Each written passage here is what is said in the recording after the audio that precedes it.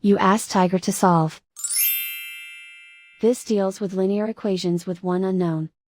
The final result is x equals -21. Let's solve it step by step. Group all constants on the right side of the equation. Subtract 11 from both sides. Simplify the arithmetic.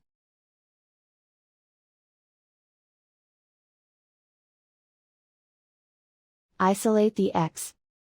Divide both sides by -2. Cancel out the negatives. Simplify the fraction. Move the negative sign from the denominator to the numerator. Find the greatest common factor of the numerator and denominator. Factor out and cancel the greatest common factor. And so the final result is x equals -21.